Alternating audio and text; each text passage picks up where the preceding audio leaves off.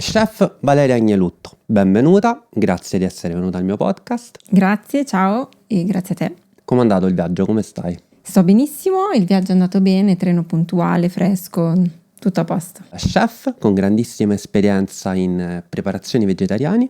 Sì. Lavoro in produzioni artigianali di alto livello, grandi produzioni, autrice e master in nutrizione dietetica vegetariana. Precisamente. Ti ho voluto invitare al podcast Peso le parole perché appunto parte del senso di questo podcast è promuovere una migliore divulgazione per riuscire a dare un maggior senso di orientamento tra i consigli che, come ci diciamo spesso chiacchierando, a volte sfiorano quasi il terrorismo alimentare. Io penso che appunto il tuo punto di vista può dare un grande contributo agli spettatori. Oggi tendenzialmente vedremo appunto l'impatto delle mode e dei consigli alimentari sulle produzioni. Vediamo ancora una volta il vegetarianesimo e quanto è connesso effettivamente a una scelta per un miglioramento della salute psicofisica.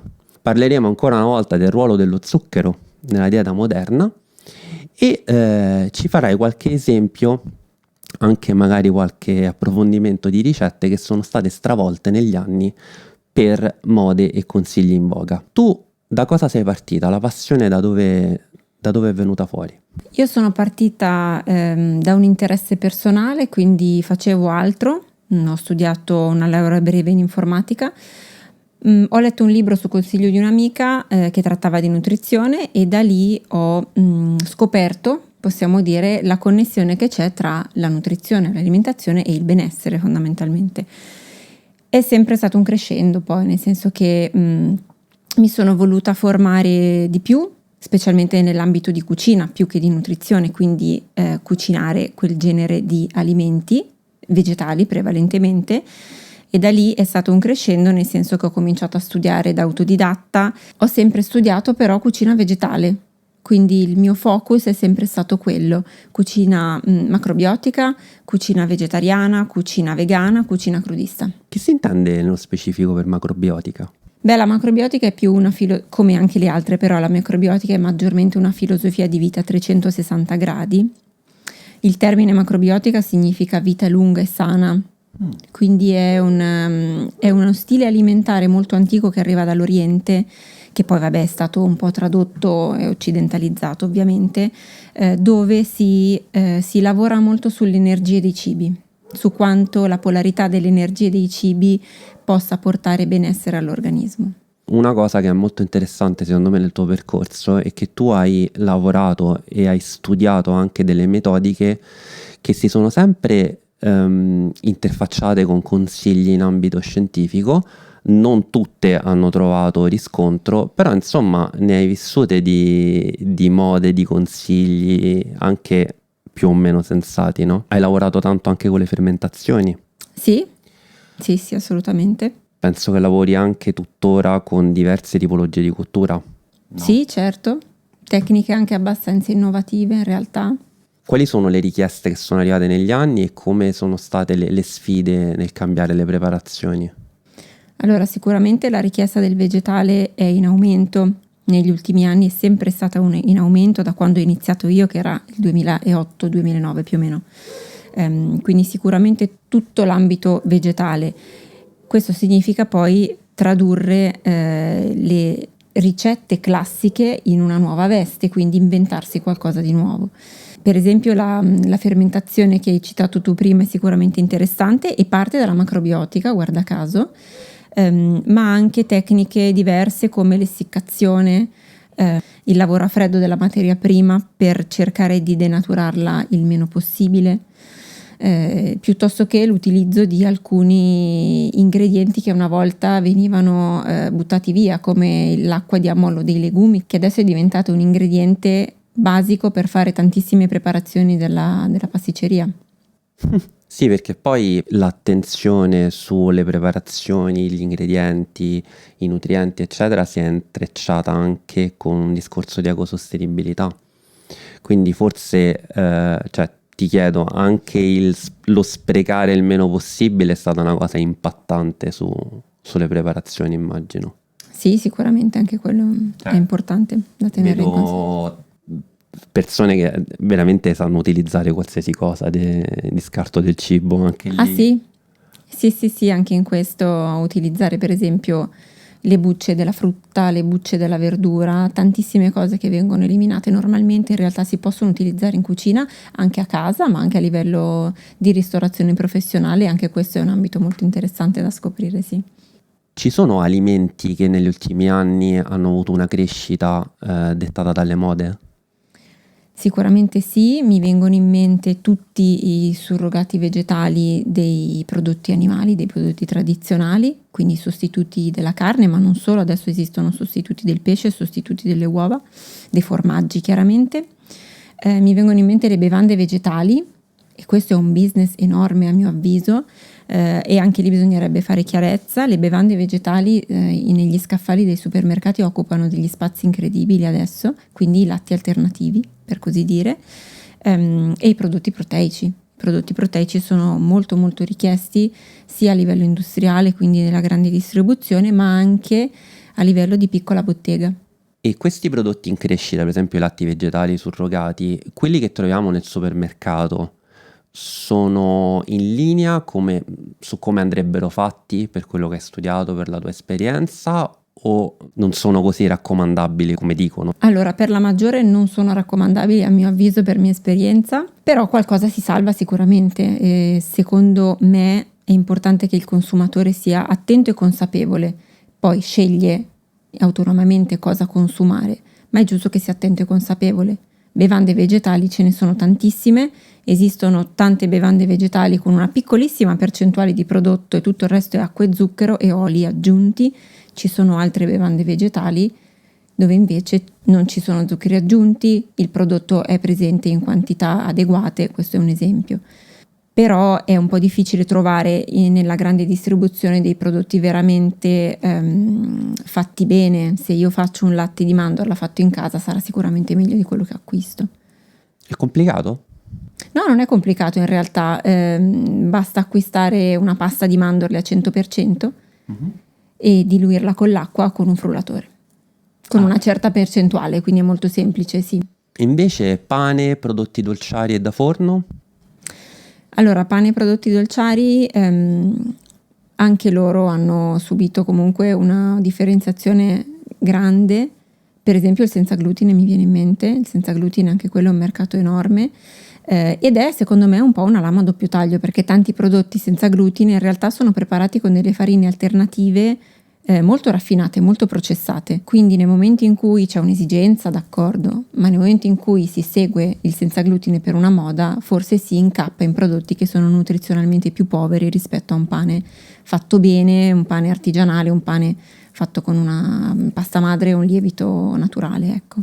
Fondamentalmente ci sono molte ipersensibilità passeggere che la persona senza consultare nessun professionista, diciamo tra virgolette, esagera, quindi le prende troppo sul serio togliendo del tutto il glutine quando lì le strategie dovrebbero essere altre e c'è anche il fatto che inizialmente rimuovendolo molte persone sentono una maggiore leggerezza, una digestione agevolata eccetera e a quel punto si autodiagnosticano un'intolleranza al glutine.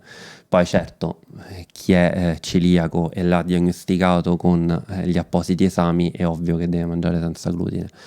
Però la moda c'è. Io ho sentito personalmente un sacco di persone che non hanno fatto nessun tipo di test specifico e hanno scelto da un giorno all'altro di mangiare senza glutine. Purtroppo i consigli che vengono dati sono tanti, spesso sono, mi piace dire a me, schierati, perché vedi, ho fatto caso che poi chi si schiera prende anche un tono di maggiore autorità, quindi la persona che parla solo di chetogenica, che parla solo del mangiare la carne come elisir di nutrienti o viceversa l'alimentazione totalmente vegana, con tutto che sono persone schierate in un unico approccio, in un'unica filosofia, come se fosse solo quella sensata, riscuotono un sacco di successo. Ancora una volta serve sicuramente orientamento, serve una divulgazione consapevole per permettere alle persone di orientarsi meglio. Parliamo infatti dell'alimentazione vegetariana, che io trovo che in un senso di ecosostenibilità e anche etico è abbastanza nobile e indiscutibile. Ma è davvero per forza più sana? No, non è necessariamente più sana. Un'alimentazione vegetale può avere tanti vantaggi nutrizionali, ma spesso se fatta fai da te non è la scelta nutrizionalmente migliore. Quali sono secondo te gli errori più comuni? L'errore più comune secondo me è un alto consumo di carboidrati, proprio perché è più semplice consumare i carboidrati, quindi pane, pasta, prodotti da forno. Sicuramente chi sceglie un'alimentazione più ricca di vegetali e non include alimenti animali mangerà più legumi, ma i legumi contengono comunque dei carboidrati che spesso non vengono conteggiati nel fai da te. Ok, ho mangiato i legumi e ho le proteine, ma sono anche carboidrati che vado ad aggiungere. Inoltre è molto più facile, secondo me, eliminando gli alimenti di origine animale, utilizzare più spesso prodotti ultra processati, prodotti da scaffale, burger vegetali, sostituti dei comuni alimenti di origine animale che invece un'alimentazione tradizionale include. Certo, perché un'opzione vegetariana di un preparato che può essere i vari burger di barbabietola, ceci, legumi e vari appunto preparati, alla fine si scelgono ultraprocessati da scaffale, non è che le persone li preparano in casa. No, esatto, poi al giorno d'oggi c'è una scelta veramente vastissima. C'è il surrogato del pesce, del tonno, delle uova, basta aprire un armadio, un freezer del supermercato e trovi veramente di tutto, ma nel momento in cui in un'alimentazione tradizionale scegli della carne, del pesce, delle uova, è vero che gli allevamenti intensivi utilizzano quel che utilizzano, però è un monoingrediente, è un alimento, mentre quando tu scegli il surrogato vegetale è comunque un insieme di ingredienti messi insieme da un'industria e quindi ultraprocessato.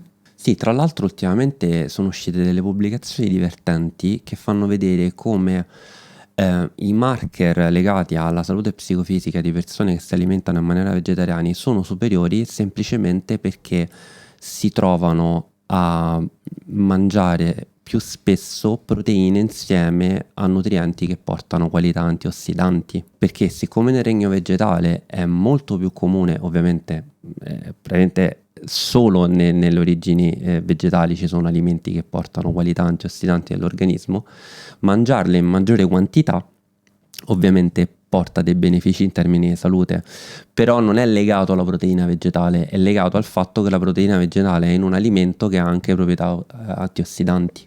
Certo, è indiscutibile che un'alimentazione prevalentemente basata sui vegetali o comunque ricca di vegetali sia positiva e apporta benefici alla salute, ma bisogna avere un minimo di conoscenze per impostare in modo corretto un'alimentazione vegetale, secondo me. Sì, vabbè, la verità è quella, cioè nel senso non è automatico che va incontro a miglioramenti di salute e a una migliore nutrizione. Quindi ripetiamo, la parte di ecosostenibilità, attenzione all'ecologia e anche la parte etica e morale è un conto. I benefici in termini di salute invece richiamano anche delle competenze e delle attenzioni. Per esempio, secondo me questa cosa delle preparazioni è molto interessante perché mi è capitato spesso anche a me di vedere insomma preparati di tutti i tipi e io mi sono sempre fatto quella domanda, cioè non è che è un impasto che io faccio a casa appunto preparando il mio burger di barbabietola, è una cosa che come è fatta, come è prodotta, di che cosa ha bisogno per essere conservata e la metto in questa formula perché questa è la formula corretta, perché non voglio far passare il termine che c'è un qualcosa dentro messo apposta per fare male, dare dipendenza, creare un business di patologie, perché ne sto sentendo di tutti i colori, ma è una cosa che viene messa per fare in modo che quel prodotto sopravviva allo scaffale e venga ingerito senza particolari rischi per la salute. Piccola. E che sia buono anche, perché non è secondario. Nel momento in cui un prodotto deve ricordare qualcosa che già conosciamo, un affettato, un burger, un surrogato appunto di un alimento conosciuto, bisogna arrivare a quella consistenza, a quel sapore il più possibile e lo si può fare spesso con magari l'aggiunta di olio, oli magari non troppo pregiati, con l'aggiunta di sale, di insaporitori, di coloranti anche a volte, no? E di zucchero. E di zucchero.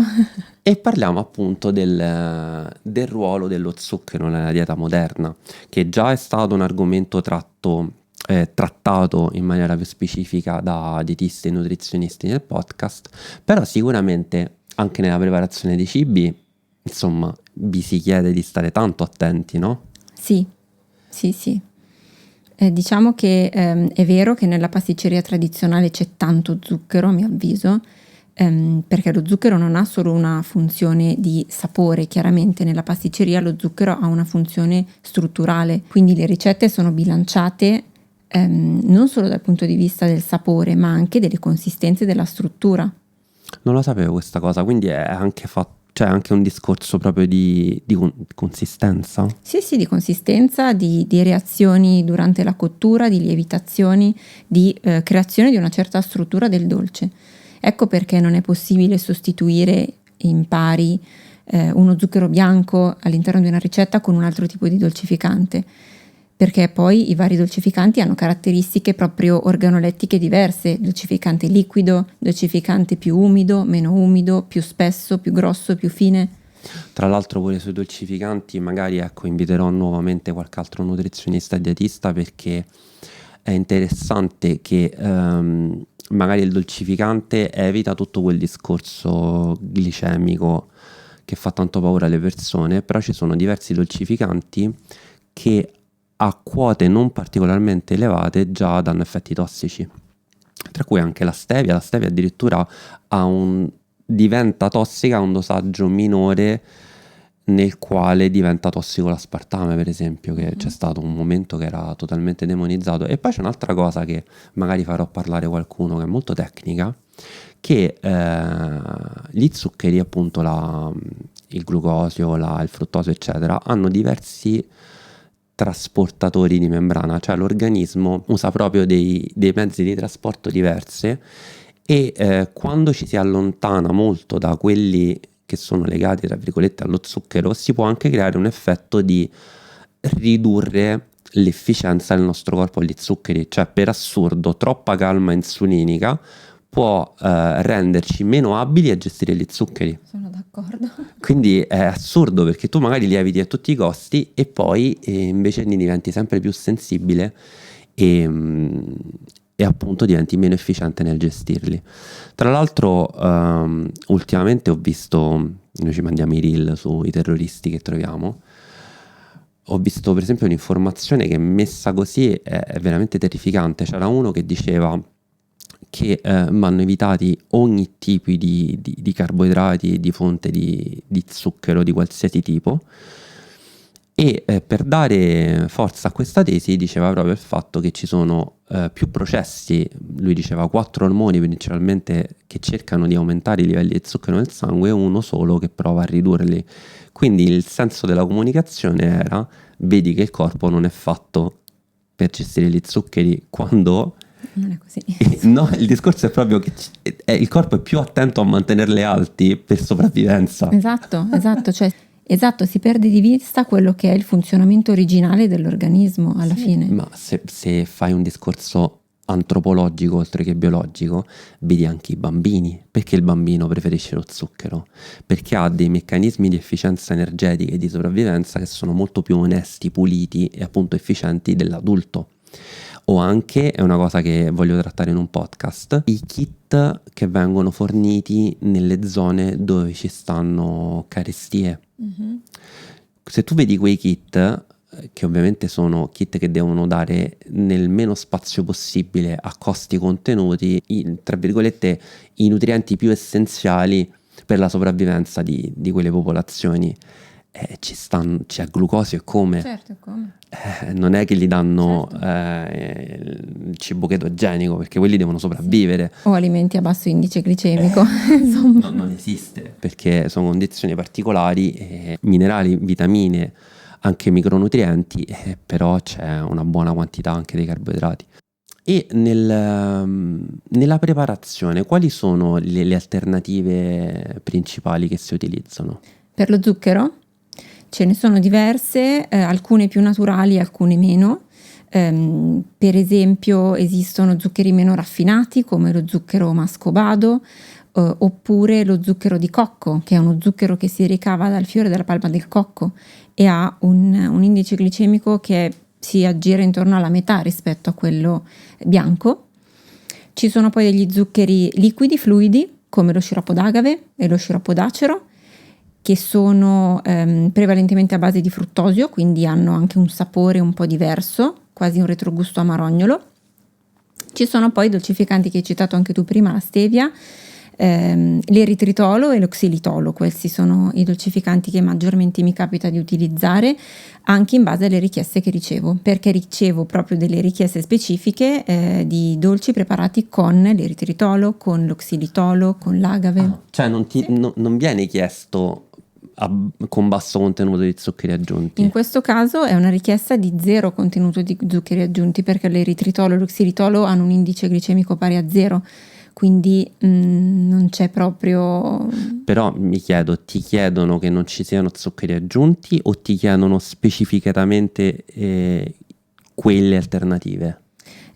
Entrambe le cose in realtà. Entrambe le cose, perché solitamente chi viene a fare una richiesta del genere ha già dato un'occhiata, ha già un minimo studiato che cosa c'è sul mercato, e quindi mi dicono: perché non mi provi a fare un prodotto con questo dolcificante? Perché non provi a utilizzare quest'altro dolcificante? Questo capita. C'è da dire però che c'è poi un bel lavoro dietro, perché come ti dicevo prima, una cosa è lo zucchero bianco, una cosa sono altri dolcificanti. Lo zucchero di cocco e tutti quegli zuccheri solidi ma più naturali, per esempio, hanno una colorazione bruna marrone, quindi tutti i dolci che prepari con quegli zuccheri sono marroni. Vanno bene per una torta al cioccolato, un prodotto al cioccolato, ma altrimenti se vuoi creare qualcosa di areato, di bianco e di chiaro non vanno bene. Questo è un esempio. Utilizzare quelli fluidi è ancora diverso, perché non possono essere paragonati a uno zucchero solido. In una ricetta dove si usa un dolcificante fluido si useranno meno liquidi e di conseguenza cambia completamente il bilanciamento della ricetta. Per non parlare dell'utilizzo dell'eritritolo e dello xilitolo, il cui volume è totalmente diverso. Cioè, se io per una torta normale, diciamo, utilizzo 70-100 grammi di zucchero, che sia di cocco, che sia mascobado o anche di zucchero classico, utilizzo per ottenere lo stesso potere dolcificante 10 grammi di eritritolo. Quindi a livello di volume della massa cambia completamente, per cui è un ribilanciamento completo della ricetta. Ti faccio una domanda: queste alternative in ambito di preparazione casalinga, cioè se io ti chiedessi una ricetta di un dolce, tu effettivamente mi consiglieresti di utilizzare un'alternativa al classico saccarosio o zucchero bianco da cucina? Secondo me lo zucchero di cocco è un ottimo prodotto. Mm-hmm. Deve piacere perché ha un sapore intenso, però si sposa bene anche con tanti ingredienti, con il cioccolato, con il cacao, con le spezie, con la vaniglia, quindi secondo me è un dolcificante che ha delle interessanti proprietà nutrizionali, perché appunto ha un indice glicemico un pochino più basso, contiene, seppur siano delle tracce, però dei minerali, degli antiossidanti, qualcosina lo contiene, e non ha un potere dolcificante così alto come il saccarosio. Questo secondo me è il dolcificante migliore che potrei consigliare. Sconsiglio invece l'utilizzo della stevia, ma proprio perché ha un sapore troppo forte e lo devi dosare col contagocce. La stevia può essere utilizzata per qualche salsa, per delle creme, per dei ghiaccioli, ma non altro, ecco. Che tra l'altro ci sono diverse salse anche nella cucina al di fuori dei dolci, per esempio vedi la moda delle poké, tantissime salse che vengono usate nelle cucine orientali e occidentalizzate, quindi sushi, poké eccetera, sono strapiene di saccarosio, di zucchero bianco, quindi magari ecco la stevia, a quanto ho capito, potrebbe essere utilizzata per fare magari una salsa teriyaki piuttosto che un dolce. Sì, ben dosata sicuramente sì. La stevia ha un certo retrogusto, però le salse sono dei mix, quindi ci sta. Meglio. Sì, secondo me si può gestire bene. Si sposa anche abbastanza bene con la frutta, la stevia, quindi appunto nella preparazione di gelati e di ghiaccioli, cose del genere rinfrescanti, ne basta magari una goccia per enfatizzare il sapore dolce della frutta. Comunque l'alternativa che consigli di più è lo zucchero di cocco. È lo zucchero di cocco, sì. che però appunto si addice di più a preparazioni brune. Se uno si aspetta un biscotto, classico biscotto chiaro, bianco quasi, non lo otterrà. Immagino anche che abbia un costo abbastanza elevato. Ha un costo elevato, sì, questo è l'altro tema.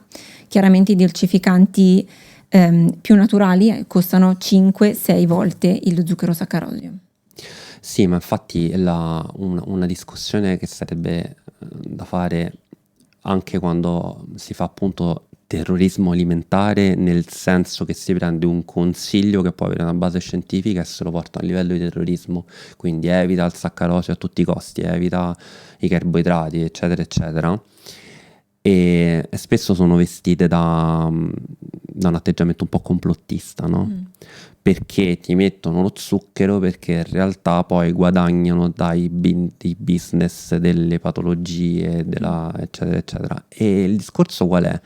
Se c'è una persona che è una persona, un'istituzione, una fabbrica, un imprenditore, una riunione di imprenditori cattivissimi che vogliono lucrare sulla nostra salute, non è che il business del zucchero di cocco non gli piace. Esatto. Cioè, dove ci sta il soldo investono. Certo. Quindi se adesso si guadagna con il bio, con lo zucchero di cocco, quello che è, i prezzi salgono perché la richiesta aumenta, se ne approfitta e magari delle persone senza accorgersene per cercare di fare un'alimentazione teoricamente che gli porta dei benefici di salute, magari si trovano a spendere anche 5 volte tanto quello che spenderebbero facendo un'alimentazione, diciamo, con alternative più tradizionali, ecco. Sì, io tra l'altro non trovo giusta questa guerra all'indice glicemico e allo zucchero in generale, nel senso che è possibile realizzare comunque dei dolci se si vuole avere un dolce a più basso indice glicemico. Si può comunque utilizzare lo zucchero, ma magari si utilizzano delle mandorle macinate all'interno del dolce, non si usa esclusivamente farina 00, si usa una semi-integrale utilizzando appunto della frutta secca, cioè si va a creare un dolce bilanciato in un altro senso. Non è solo il dolcificante, secondo me, il punto di attenzione per creare un dolce più o meno salubre. Sì, poi ci sono allora ci stanno un sacco di cose che sono prioritarie, no? Perché volgarmente ora bisogna vedere chi hai davanti e tutta una serie di cose legate anche al contesto della persona, però se noi adesso avessimo qui un mio cliente che dice guarda, sto attentissimo all'indice glicemico, ce ne sono diverse di domande da fare prima sul suo rapporto Sì, certo. con il cibo e con l'esercizio, il sonno, l'idratazione, la masticazione. Per esempio, un cibo che può avere un tot indice glicemico lontano da qualsiasi tipo di fibra, con una masticazione scarsa, quasi a deglutire in continuazione, ha un altro indice glicemico in confronto allo stesso cibo mangiato più o meno in un periodo ravvicinato con fibre e una buona masticazione. Perché il frullato ha un indice glicemico più alto della stessa frutta non frullata? Perché la masticazione rallenta l'assimilazione e appunto il picco glicemico. Quindi ci stanno diverse cose, tra l'altro anche la moda che c'è stata nel tempo degli estratti e delle centrifughe, quelli altro che indice glicemico, perché la frutta che ha un indice glicemico che è totalmente gestibile, però frullata, liquefatta, assimilata così, c'è un altro indice glicemico. Quindi magari la persona faceva un estratto di frutti, praticamente li beveva, quindi l'indice glicemico aumentato in confronto alla frutta masticata, e poi magari andava a spendere chissà quanti quattrini per il biscotto fatto con solo xilitolo, che ne Sì, so. esatto, un controsenso. O magari, vabbè, la sedentarietà, cioè anche lì è un discorso prioritario. Io immagino che non tutte le persone che stanno attente alle alternative vegetali o all'indice glicemico hanno un buon livello di attività fisica.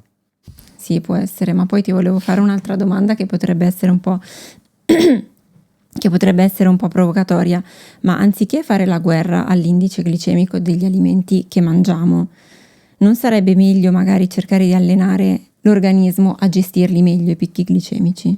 Sì, ma infatti è quello, cioè si sposta la priorità su un qualcosa che è controllabile più facilmente tramite un meccanismo di acquisto, no? Organizzare un sonno migliore, una migliore idratazione, una migliore educazione alimentare, una buona attività fisica, riuscire a mangiare quelle cose golose senza perdere il controllo, porta molto più apparentemente impegno e sforzo che andare a comprare la cosa sullo scaffale che magicamente mi darà il beneficio della salute. C'è bisogno di grande educazione alimentare, educazione all'esercizio e appunto perché l'orientamento tramite un podcast, tramite la divulgazione? Perché noi stiamo tutte dicendo cose che hanno senso, come hai detto, no? Fare un preparato, magari utilizzi lo zucchero di cocco e usi la frutta secca macinata, cioè hai delle strategie per rendere l'indice glicemico più basso e questi sono dei consigli ottimi per magari divertirsi anche a fare una preparazione dolciaria che non abbia un indice glicemico pazzesco. Ma questo va messo in parallelo con un controllo, una qualità, un'abilità del riuscire a mangiare anche 2 biscotti confezionati buttati là, Sì. perché sono 2, non sono 15.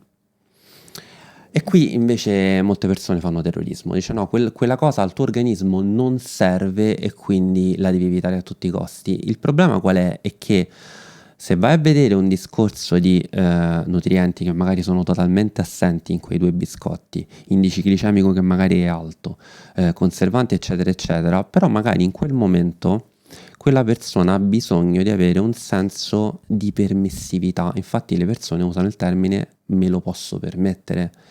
E quella anche è una cosa che va educata a livello alimentare. Assolutamente sì. Poi una volta che tu hai il tuo benessere, ti orienti anche meglio. Ti faccio un esempio. Quando pensavo a preparare il tuo intervento nel podcast, stavo pensando a cosa nella mia alimentazione abituale contiene saccarosio e zucchero da cucina. E non sono tanti cibi. Ci saranno quelle poche volte che utilizzo il muesli, che i cereali, quelli da colazione, per quanto li puoi comprare di qualità, sono ricchi di zuccheri aggiunti ed è saccarosio. E il gelato quando mi capita, quando non lo prendo nella gelateria dove lavori tu. Però non sono così tante le fonti. Io per esempio al riso sushi, alle salse non ci vado matto e poi automaticamente penso che le persone che hanno un po' di competenza come me, come te, come altri professionisti, piano piano nei mesi, negli anni c'è un bilanciamento automatico dove quella cosa che sai che non porterà chissà che nutrienti, una volta che hai coltivato la parte psicologica di sapore, gusto, se vuoi anche permissività, t'ha soddisfatto. Diventa meno attraente, sì. Diventa meno attraente, cioè lo scopo vero è appunto il controllo, cioè io se voglio quella cosa che non serve al mio organismo, la mangio pure, ma mi basta pochissimo perché non mi interessa, è solo per quel gusto di quella schifezza, passami il termine, ma quanto la usiamo? Cioè, un conto è educare le persone che mangiano in continuazione cibi ultraprocessati, raffinati e ricchi di zuccheri. Un conto è terrorizzare una persona che ha uno stile di vita sana che quel biscotto non ti serve.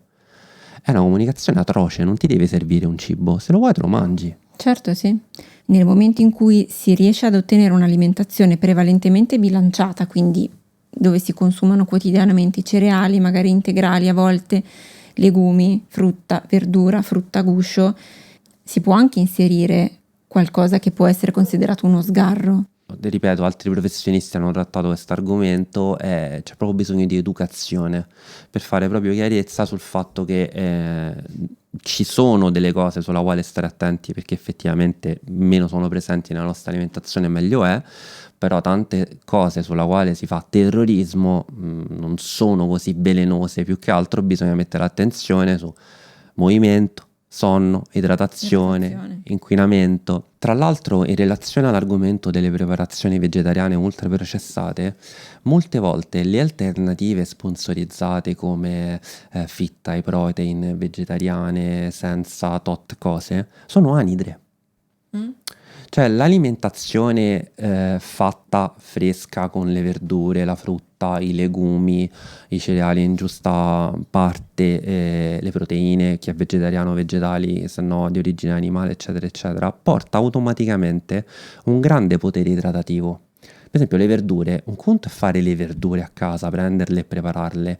Le verdure che trovi sotto forma di snack o preparato come hamburger e polpetta ha un potere idratativo scarsissimo. Quindi anche lì, anche quella è idratazione, che è una cosa estremamente importante per definire la qualità di un regime alimentare. Poi volevo dirti un'altra cosa. Io immagino che tante persone che vengono a chiederti preparazioni particolari, se andiamo a scavare nel loro stile di vita, e non voglio fare polemica perché sono persone che aiuterei volentieri, però voglio fare luce sulle priorità. Ma quanti stanno attenti allo zucchero alternativo e magari, a parte la sedentarietà, magari fumano? Certo. E questo ti dimostra proprio che la parte psicologica dell'essere umano, quindi in relazione all'appagamento, la permissività, le dipendenze, i desideri incontrollabili, eccetera, è fondamentale. Riguardo a questo ti racconto un aneddoto che mi è capitato di recente.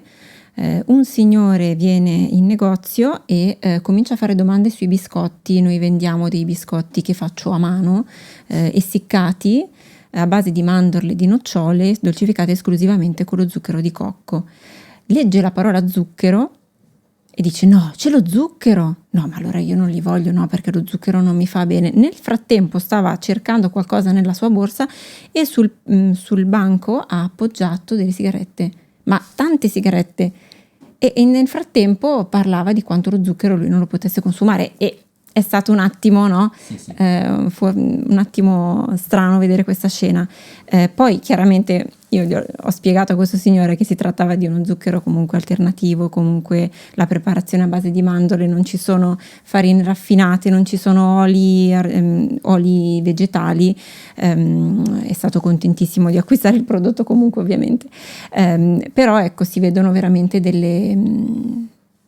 Sì, ma delle cose strane, ecco. queste situazioni paradossali poi, in realtà io non voglio raccontare l'aneddoto paradossale per criticare il soggetto in sé, ma proprio per far luce sul fatto che c'è anche, ripeto, una sfera psicologica molto complessa che ha bisogno di educazione, non ha bisogno solo del cibo che è più produttivo per l'efficienza fisiologica, ma probabilmente tra di noi, quello che riesce ogni tanto a mangiarsi il cibo ultraprocessato con estrema moderazione perché non ne ha desiderio, o si fa comodamente la pizza con gli amici, qualche volta esagera anche, eccetera, come marker di salute psicofisica è sicuramente più in salute della persona che ha un'attenzione ossessiva su quello che, come dicono loro, non gli serve all'organismo, perché non è sano da un punto di vista olistico dell'organismo, appunto, come entità psicofisica.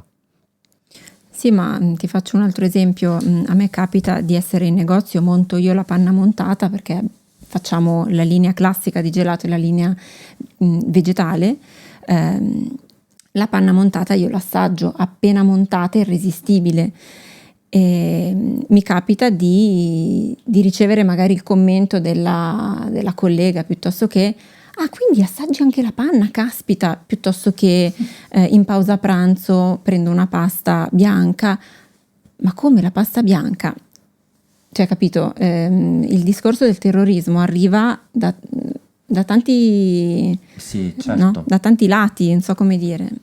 Sì, ma perché poi si diffonde e automaticamente prende autorevolezza, diventa un consiglio da seguire, uno neanche sa perché, però se lo vedo sui social, se ho parlato con l'amica, con la collega che fa quella strategia nutrizionale particolare, poi ho letto sulla rivista, poi ho visto in TV, poi ci sono anche diversi VIP che parlano di strategie stravaganti, automaticamente tutto prende autorevolezza. E come ti dicevo prima, quello che è più facile da integrare diventa di successo, perché è sempre più facile l'acquisto di un prodotto particolare piuttosto che rivoluzionare la giornata, lo stile di vita e come approcci al cibo e al movimento. ma accade anche che chi è molto attento a questi aspetti poi siano proprio le persone che fanno magari più fatica a gestire il controllo del peso, a gestire un momento di fame improvvisa, a gestire banalmente gli orari dei pasti. Non so come funziona qua, ma a Milano capita spesso che la gente pranzi alle 4 e non mangia niente fino alle 4. Ma lì il problema non è che cosa mangi, è che dovevi mangiare 4 ore prima magari, no? Per garantire una stabilità glicemica banalmente al tuo organismo. Quindi, insomma... Sì, ma infatti per esempio adesso i professionisti un po' più bravi, quando fanno strategie di digiuno intermittente, lo fanno proprio cercando di portare questi stili di vita congrui a una strategia alimentare. Allora qual è il discorso? Tu per esigenze lavorative mangi alle 7 di mattina e poi alle 5 di pomeriggio? Automaticamente arriva col professionista a strutturare magari un digiuno intermittente, però in quel caso il professionista sa che fare e sa anche quando quel soggetto magari non deve fare quella strategia. Esatto, cioè, se sei seguito da qualcuno che ne sa è un conto, il fai da te secondo me può essere veramente un'arma a doppio taglio in questo senso. Purtroppo siamo qui a fare il podcast anche perché il chi ne sa è diventato molto opinabile. Sì, è vero. Perché ne abbiamo viste di tutti i colori anche tra i professionisti, insomma. Allora, abbiamo parlato di prodotti dolciari, di scelte vegetariane che portano magari all'acquisto di prodotti ultraprocessati, no? Ti volevo chiedere, a parte quanto sono stati rivoluzionati appunto i dolci, i prodotti da forno e esclusi il discorso dei preparati vegetariani, per esempio l'utilizzo dei legumi, mi ci metto anch'io. Io sono una persona che non penso che sa mangiare i legumi, perché io o faccio cereale e legume, la classica pasta e lenticchie, pasta e piselli, eccetera, eccetera, o li mangio come se fossero un elemento da mettere nelle insalate. Cioè, sì, no, so fare anche l'hummus, però... Bene, l'hummus è già un livello più alto. Cioè, trovo che sia un alimento un po' bistrattato a livello di preparazione. Sì, il legume in realtà è molto molto versatile, ma viene visto un po' ancora come o il contorno o l'accompagnamento alla pasta. In realtà si può fare veramente di tutto con i legumi. Adesso ci sono degli chef che si sono specializzati solo in quello, fanno veramente di tutto, ma banalmente a casa si possono realizzare tante piccole cose. Per esempio con la farina di ceci si può realizzare la farinata anche in padella, non necessariamente in forno, che è una preparazione magari più lunga, o si possono realizzare delle crêpe.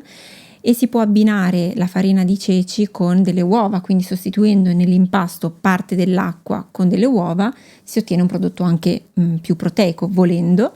Quindi utilizzare la farina di ceci sicuramente è un modo facile, veloce per consumare più legumi, sicuramente. Che cos'è la farinata? La farinata è una ricetta tipica ligure, anche toscana, ed è composta, è una sorta di focaccina che originariamente si preparava in forni molto grandi o dei testi, quindi delle piastre, ed è a base di farina di ceci che viene diluita con dell'acqua. Nella ricetta originale però c'è una quantità di olio esagerata, quindi se andate in Liguria e prendete la farinata di ceci va benissimo, ma sappiate che è molto carica di olio, non è un prodotto leggero. Farla a casa è altrettanto semplice, basta mescolare la farina di ceci con l'acqua nelle giuste proporzioni, aggiungere una piccola quantità di olio, sale, poi tutto quello che piace, che possono essere pomodorini, verdure, olive, eccetera. Senti, dei vari alimenti che adesso stanno andando di moda, le persone magari li vanno a comprare da scaffale e appunto ultraprocessati, eccetera. Ci sta qualcosa che si può fare a casa con semplicità? Sì, le bevande vegetali, per esempio, i latti vegetali o bevande vegetali adesso veramente riempiono gli scaffali dei supermercati, è diventato un business incredibile e a volte si acquista a 4 euro al litro qualcosa che è prevalentemente acqua sporca, quindi anche proprio dal punto di vista economico non ne vale la pena. Non dico che tutti i prodotti siano così, ce ne sono di validi sicuramente, ma tanti non lo sono. Per esempio si può realizzare in casa un latte di mandorla, molto semplice, ma anche un latte di pistacchio, un latte di nocciole, a partire non necessariamente dalla mandorla intera, ma basta acquistare una pasta di mandorle buona. Una pasta di mandorle viene diluita con un frullatore assieme all'acqua e si ottiene un latte di mandorle che andrà consumato entro 5-6 giorni, chiaro, non dura un mese, ma è un tempo accettabile, direi, è un tempo assolutamente accettabile. Anche il latte confezionato non si può tenere aperto un mese, comunque va consumato. Quindi sicuramente fare attenzione anche all'offerta che c'è sul mercato, perché tutti questi latti vegetali spesso sono a base di riso, avena, quindi comunque prodotti di cereali dolci, ma o dolcificati o ricchi di magari sale e olio. Per esempio ti chiederei anche, no, tornando al discorso del fatto che molti prodotti light protein vegetariani senza nulla sono prodotti da scaffale anidri, tante persone usano molto gallette, crackers, chips. Ci sta qualcosa che si può fare a casa e magari viene un prodotto migliore di quello che magari uno compra in busta? Allora sì, se si ha voglia di cucinare c'è sicuramente qualcosa che si può fare. Mi vengono in mente delle torte che però rimangono ad alta idratazione perché sono a base di fiocchi di avena. I fiocchi di avena si gonfiano tantissimo se messi in ammollo con acqua, latti vegetali o anche un succo di mela banalmente, per esempio. Quindi in realtà l'impasto è molto semplice: se si mescolano soltanto dei fiocchi d'avena con una gran quantità di acqua e succo di mela, poi si aggiungono delle uvette piuttosto che della frutta tagliata a pezzettini fresca, si mescola tutto, si inforna, si ottiene un prodotto che comunque rimane molto morbido e molto umido, per cui questa può essere un'alternativa. Si conserva anche? Si conserva, sì, in frigorifero si conserva fino a 10 giorni, se no si può tagliare e congelare, quindi poi si tira fuori all'occorrenza. E non va riscaldato? No, non va riscaldato. Quindi neanche perde proprietà? No, però io tornerei un attimo anche a consumare banalmente la frutta, cioè io Certo. vedo sugli scaffali queste chips di mela, chips di frutta, dove sì, vabbè, ok, hai il crunch perché è un prodotto croccante e quindi appetibile, però a tutti gli effetti la mela è meglio, la mela intera è meglio e non è così scomoda da portare in borsa, perché una mela sta in borsa, esattamente come un sacchetto di chips di mela, no? Tra l'altro io personalmente non le trovo neanche appetibili, cioè non riesco a capire, cioè per quanto mi riguarda non sceglierei mai una bustina di chips di un frutto piuttosto che un frutto. Non è tra i cibi che da tante persone dicono è più comodo, ma come fa a essere più comodo di una banana, di una mela? Cioè magari è più veloce, è più divorabile perché loro mangiano masticazione praticamente assente, in velocità finisce prima un pacchetto di chips che una mela. Sì, può essere, però se stai anche a guardare il portafoglio, il prezzo al chilo di una delle chips piuttosto che di una mela, cioè non c'è veramente paragone. Sì, poi tra l'altro la mela avrà 85, 90, 92% di acqua. Esatto. Le chips zero. Le chips zero, e poi comunque spesso non vengono accompagnate queste chips con una bevanda, con dell'acqua. Si mangiano le chips e basta. Ma l'idratazione è un grande problema di chi fa un'alimentazione apparentemente che pensano sia salutare, perché comprano i prodotti vegetariani, le proteine eccetera, ed è quasi tutto anidro, quasi tutto ultraprocessato eccetera eccetera. Allora io ti vorrei invitare a un nuovo episodio dove ti inviterei a portare qualcosa da sgranocchiare. Interessante. Quindi vediamo qualche alternativa vegetariana, qualche alternativa dolciaria con appunto basso indice glicemico. Sì. La porti, ci esponi la preparazione e la ricetta e la assaggiamo insieme. Volentierissimo, la prossima volta verrò preparata. Grazie moltissimo per la tua presenza. Ma grazie a te. Io invito gli ascoltatori a continuare a seguire il podcast Peso le parole. Io ringrazio tutte le persone che ci hanno ascoltato, commentate, così tiriamo fuori altri spunti per i prossimi episodi. Mi raccomando, pesate le parole.